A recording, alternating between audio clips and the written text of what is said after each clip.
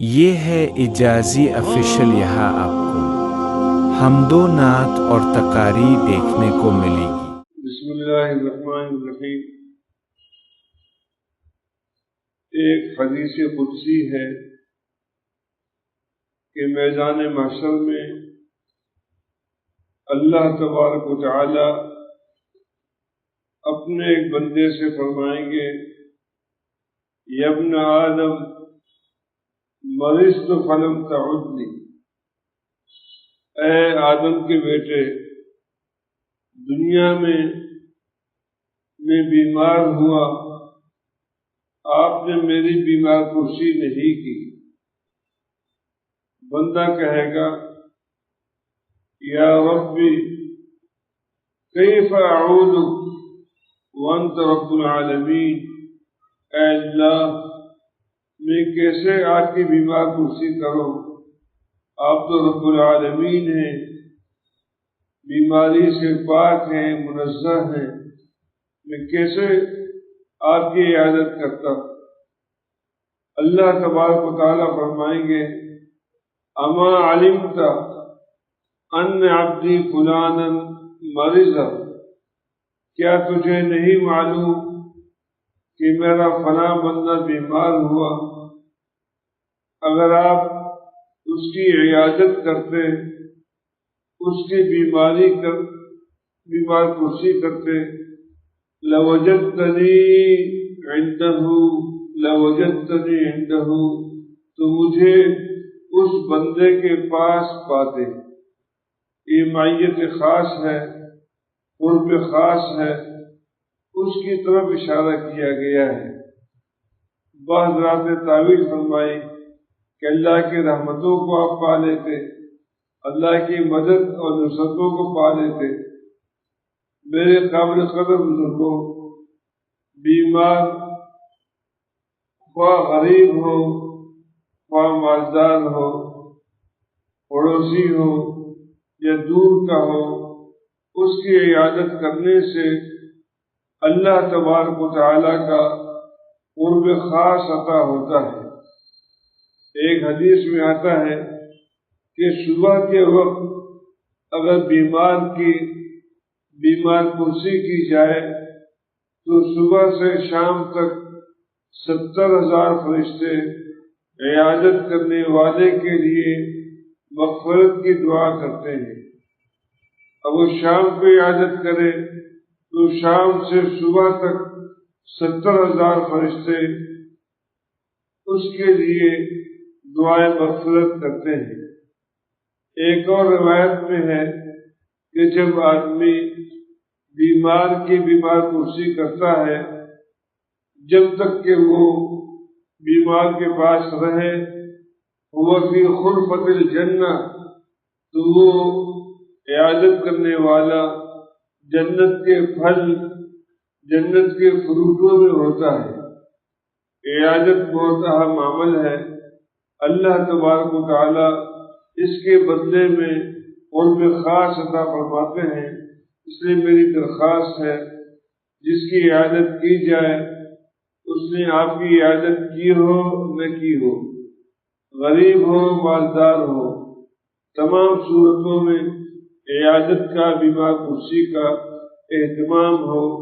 اللہ ہمیں عمل کی توفیق عطا فرمائے۔ نمبر 2، اللہ تبارک و تعالی اپنے بندے سے فرمائیں گے، یا ابن آدم استطعمتک فلم تطعمنی، اے آدم کے بیٹے، دنیا میں نے تجھ سے کھانا مانگا تھا، تو نے مجھے کھانا نہیں دیا۔ بندہ کہے گا کہ اے اللہ میں کیسے تجھے کھانا کھلاؤں، آپ رب العالمین ہیں، کھانے سے پاک و صاف ہیں، کھانے کی آپ کو حاجت نہیں۔ پھر اللہ پاک فرمائیں گے، اگر آپ فلاں بندے کو جس نے آپ سے کھانا مانگا تھا کھانا کھلاتے، لوجدت ذلک عندی، اس کھانے کا بدلہ تم میرے پاس پا لیتے۔ پھر اللہ فرمائیں گے یا ابن آدم استسقیتک فلم تسقنی، اے آدم کے بیٹے، دنیا میں نے تجھ سے پانی طلب کیا تھا لیکن آپ نے مجھے پانی نہیں پلایا۔ بندہ کہے گا کہ اللہ میں کیسے آپ کو پانی پلاتا، آپ تو پانی سے بے نیاز ہیں، پیاس سے بے نیاز ہیں، آپ رب العالمین ہیں۔ پھر اللہ پاک فرمائیں گے اما علمت، کیا تجھے نہیں معلوم کہ میرے فلاں بندے نے تجھ سے پانی طلب کیا، اگر تو اس کو پانی پلاتا لوجدت ذلک عندی، اس کا بدلہ آج میدان محشر میں تجھ کو عطا کرتا۔ میرے قابل قدر بزرگوں، غریبوں کو کھانا کھلانا ہو، پانی پلانا ہو، کپڑے پہنانا ہو یا ان کی حاجت براری ہو، یہ بہت مبارک اور بہت اہم عمل ہے۔ اس عمل کو معمولی نہ سمجھا جائے، بلکہ کسی بھی عمل کو معمولی نہ سمجھا جائے۔ ہر عمل کے بدلے میں اللہ تبارک و تعالی بڑے بڑے اجر عطا فرماتے ہیں۔ کیا آپ کے سامنے حضرت عبداللہ بن عمر رضی اللہ تعالیٰ عنہ کی روایت نہیں ہے کہ حضرت رسول پاک علیہ الصلوۃ والسلام نے ارشاد فرمایا کہ جو آدمی جنازے میں شریک ہو اس کو 1 قیراط اجر ملتا ہے، اور جو جنازہ اور تدفین دونوں میں شریک ہو 2 قیراط اجر اس کو ملتے ہیں، اور 1 قیراط احد پہاڑ جتنا ہے، اور 2 قیراط 2 احد پہاڑ جتنا ہے۔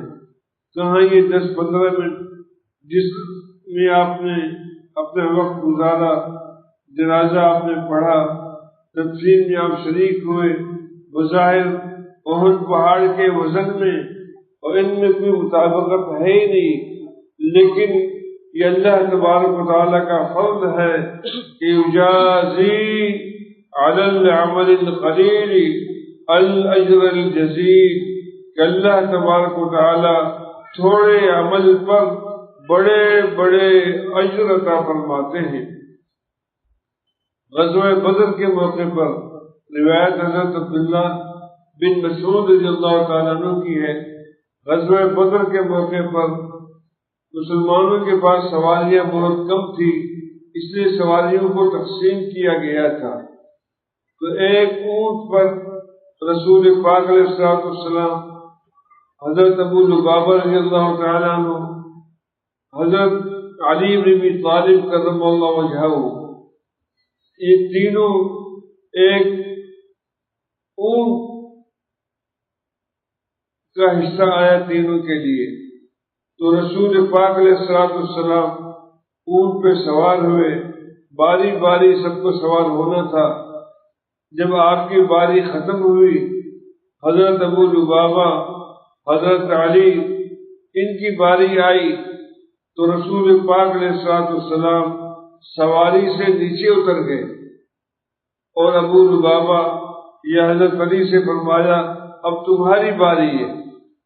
دونوں نے کہا کہ یا رسول اللہ، ہماری باری پہ آپ سوار ہو جائیں، ہماری باری پر آپ سوار ہو جائیں، ہم پیدل چلیں گے۔ تو رسول پاک علیہ الصلوۃ والسلام نے 2 باتیں ارشاد فرمائی۔ پہلی بات یہ فرمائی، اے ابو لبابہ، اے علی بن ابی طالب، لستما باقوی منی، کہ تم دونوں مجھ سے زیادہ طاقتور نہیں ہو کہ تم پیدل چل سکتے ہو اور میں پیدل نہیں چل سکتا، ایسی کوئی بات نہیں، بلکہ میں بھی پیدل چل سکتا ہوں۔ اور دوسری بات آپ نے یہ ارشاد فرمائی جو سننے کے لائق ہے، آپ نے فرمایا وما انا باغنا عن الاجر منکما، اے ابو لبابہ، اے علی، اجر کے لحاظ سے میں اللہ کا رسول تم دونوں سے زیادہ مستغنی نہیں ہوں۔ اے ابو لبابہ، اے علی بن ابی طالب، جیسے تمہیں ثواب کی ضرورت ہے، اجر کی ضرورت ہے، میں اللہ کا رسول بھی اجر کا محتاج ہوں، ثواب کا محتاج ہوں۔ اس لیے میرے پیاروں، کہیں بھی اجر کی بات آئے، ثواب کی بات آئے، ہم پیش قدمی کریں، آگے ہوں، اہتمام کے ساتھ اس عمل کو کرنے والے بنے۔ ایک مرتبہ حضرت سمنون رحمۃ اللہ علیہ، جو اکابر اولیاء میں سے تھے، بغداد میں تھے، ایک بہت بڑا تاجر، بہت بڑا اہل خیر بغداد میں آیا، اس نے 40,000 درہم غریبوں میں تقسیم کیے۔ تو حضرت سمنون رحمۃ اللہ علیہ نے اپنے ایک ساتھی سے کہا کہ میرے پیارے، ہم تو غریب ہیں، ہمارے پاس تو چند درہم بھی نہیں ہے کہ ہم خرچ کریں، لیکن ہم 40,000 زکوٰۃ تو پڑھ سکتے ہیں، اور 40,000 درہم خرچ نہیں کر سکتے، 40,000 زکوٰۃ تو پڑھ سکتے ہیں۔ چنانچہ حضرت سمنون رحمۃ اللہ علیہ ان کے ساتھی بغداد کے نواحی میں تشریف لے گئے، ایک مسجد میں، اور 40,000 زکوٰۃ دونوں نے پڑھی۔ میرے پیاروں، کہیں بھی خیر کی بات ہو، نیکی کی بات ہو، ہمیں مسابقہ، مصارعہ، منافسہ، آگے بڑھنے سے کام لینا چاہیے۔ اللہ ہم سب کو عمل کرنے کی توفیق عطا فرمائے۔ اس ہفتے ہمارے ایک پیارے بزرگ حضرت مولانا شیخ محمد ادریس صاحب رحمۃ اللہ علیہ، ان کو شہید کیا گیا، ان کے لیے خصوصی دعا فرمائیں کہ اللہ تبارک و تعالی اس عظیم شہادت کو اپنے بارگاہ میں قبول فرما لے اور پوری انسانیت کے ہدایت کا ذریعہ بنائے، اور پسماندگان کو، جن میں ان کے اولاد بھی شامل ہیں، رشتہ دار بھی شامل ہیں، شاگرد بھی شامل ہیں، سب کو اللہ تبارک و تعالی صبر جمیل عطا فرمائے۔ اللهم إنا نسألك الهدى والتقى والعفاف والغنى ومن الأعمال ما تحب وترضى رب اغفر وارحم رب اغفر وارحم رب اغفر وارحم وتجاوز عما تعلم وتجاوز وتكرم إنك أنت العز الأكرم اللهم انصرنا ولا تنصر علينا اللهم أكرمنا ولا تهنا اللهم زدنا ولا تنقصنا اللهم آثرنا ولا تثر علينا اللهم امكر لنا ولا تمكر علينا اللهم امكر لنا ولا تمكر علينا اللهم امكر لنا ولا تمكر علينا اللهم اهدنا واهد بنا اللهم اهدنا واهد بنا اللهم اهدنا واهد بنا اللهم اهد الأمة كلها اللهم اهد الأمة كلها اللهم اهد الأمة كلها ربنا تقبل منا